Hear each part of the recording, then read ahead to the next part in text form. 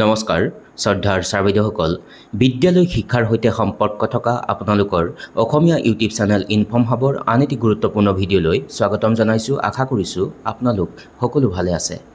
ছাৰবাইদেউসকল বিদ্যালয় পৰ্যায়ত স্বচ্ছতাৰ শিতানত বিভিন্ন ধৰণৰ কাৰ্যসূচী গ্ৰহণ কৰা হয় আৰু শিক্ষা বিভাগে এই কাৰ্যসূচীসমূহ বিদ্যালয়বিলাকত সম্পাদন কৰিবলৈ নিৰ্দেশনা প্ৰদান কৰে।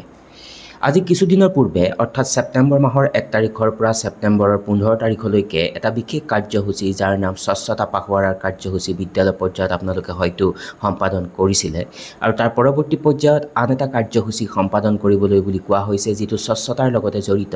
কাৰ্যসূচীৰ নাম হ'ল স্বচ্ছতা ই সেৱা। আৰু এই যি কাৰ্যসূচী, এই কাৰ্যসূচীৰ অধীনত বিদ্যালয় পৰ্যায়ত বিদ্যালয়সমূহে এটা বিশেষ শপত বাক্য পাঠ কৰিব লাগিব আৰু প্ৰথমে সেই শপত বাক্যটো কি বা কি কথা তাত উল্লেখ আছে সেই সকলোখিনি কথা অৱগত কৰাবলৈ চেষ্টা কৰিম। উল্লেখ কৰিব খুজিম ছাৰবাইদেউসকল যে বিষয়টো অতি গুৰুত্বপূৰ্ণ, কাৰণ প্ৰতিখন বিদ্যালয়ে এই শপত বাক্য পাঠ কৰিব লাগিব। গতিকে অনুৰোধ কৰি ভিডিঅ'টি যদি আপোনালোকে ভাল পায় তেতিয়াহ'লে সকলো শিক্ষাগুৰুসকলৰ সুবিধাৰ প্ৰতি লক্ষ্য ৰাখি সম্ভৱ হ'লে আগলৈকে শ্বেয়াৰ কৰিব। ছাৰবাইদেউসকল আহকচোন কিনো শপত বাক্য পাঠ কৰিব লাগিব বিদ্যালয়ৰ প্ৰাতঃসভাত সেই সম্পৰ্কে অকণমান ক'বলৈ চেষ্টা কৰোঁ।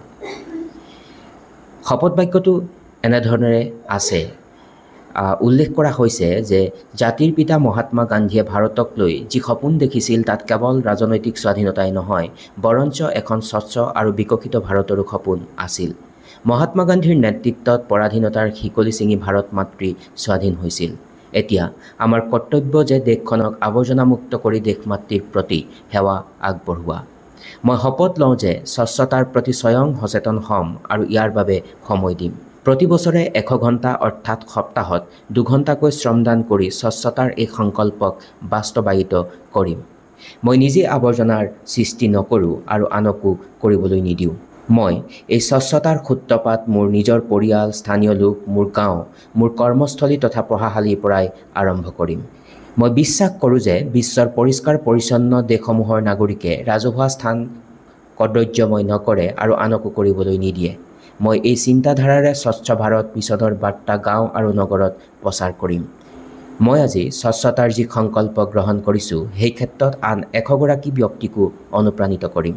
তেওঁলোকেও যাতে স্বচ্ছতাৰ দিশত বছৰি 100 ঘণ্টা আত্মনিয়োগ কৰে সেই প্ৰচেষ্টা হাতত ল'ম। মই বিশ্বাস কৰোঁ যে স্বচ্ছতাৰ দিশত গ্ৰহণ কৰা মোৰ এই পদক্ষেপে এদিন ভাৰতবৰ্ষক সম্পূৰ্ণ স্বচ্ছ কৰি তোলাৰ ক্ষেত্ৰত নিশ্চয় সহায়ক হ'ব।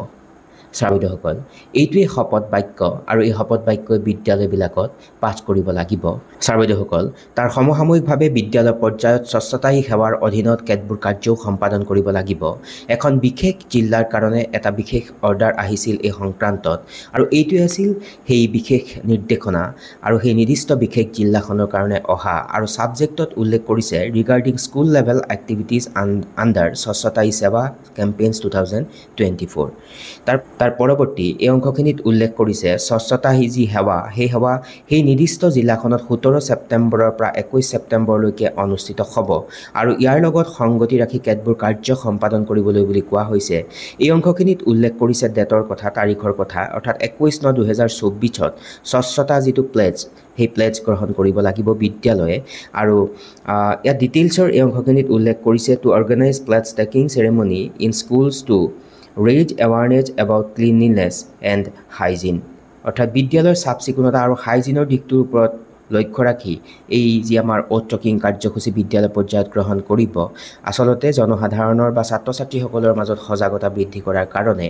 আৰু 21 তাৰিখে সেই একেটা দিনতে এটা কথা উল্লেখ কৰিছে যে ৱাচ টু আৰ্ট কম্পিটিশ্যন স্কুলবিলাকত অনুষ্ঠিত হ'ব আৰু কথাটো কোৱা হৈছে যে ৱাচ টু আৰ্ট প্ৰতিযোগিতাৰ অধীনত বিভিন্ন পেলনীয়া সামগ্ৰীৰে কলা সুলভ তথা সৃষ্টিসুলভ সামগ্ৰী তৈয়াৰ কৰিবলৈ দিয়াৰ পাছত পেলনীয়া যি সামগ্ৰী সেই সামগ্ৰী ৰিচাইকেল কৰা আৰু সঠিক ব্যৱস্থাপনাৰ ধাৰণা প্ৰতিফলিত কৰাৰ ওপৰত আচলতে গুৰুত্ব প্ৰদান কৰা হৈছে। আৰু এই যি কাৰ্যসূচী চলিব সেই কাৰ্যসূচী যি আৰ্ট কম্পিটিশ্যন দুটা ভাগত বিভক্ত কৰিব লাগিব বিদ্যালয়সমূহে, গ্ৰুপ এ আৰু গ্ৰুপ বি, অৰ্থাৎ গ্ৰুপ এ হ'ব এলিমেণ্টেৰী লেভেলৰ কাৰণে আৰু গ্ৰুপ বি হ'ব ছেকেণ্ডেৰী লেভেলৰ কাৰণে। আৰু এই বিশেষ যি কাৰ্যসূচীৰ অধীনত এনেকৈ সেই নিৰ্দিষ্ট জিলাখনলৈকে এই পত্ৰখন আহিছে আৰু আপোনাৰ জিলাখনতো হয়তো এনেকুৱা ধৰণৰ পত্ৰ ওলাইছে। গতিকে বিষয়টো অতি গুৰুত্বপূৰ্ণ আৰু সেই উদ্দেশ্য আগত ৰাখি উপস্থাপন কৰিবলৈ চেষ্টা কৰিলোঁ আৰু আশা কৰিছোঁ আজিৰ এই আলোচ্য শিতানে আপোনালোকক উপকৃত কৰিব। এইখিনিতে অনুৰোধ কৰিম, যদি ভিডিঅ'টি ভাল পালে সকলো শিক্ষাগুৰুসকলে যাতে বিষয়টো অৱগত হ'ব পাৰে তাৰ প্ৰতি লক্ষ্য ৰাখি যদি সম্ভৱ হয় আগলৈকে শ্বেয়াৰ কৰিব। বিদ্যালয় শিক্ষাৰ সৈতে সম্পৰ্ক থকা আন এটি বিষয়বস্তু লৈ মই পুনৰবাৰ আপোনালোকৰ কাষলৈকে আহিম। চাই থাকিব ইনফৰ্ম হাব। সকলো ভালে থাকক। নমস্কাৰ। Take care.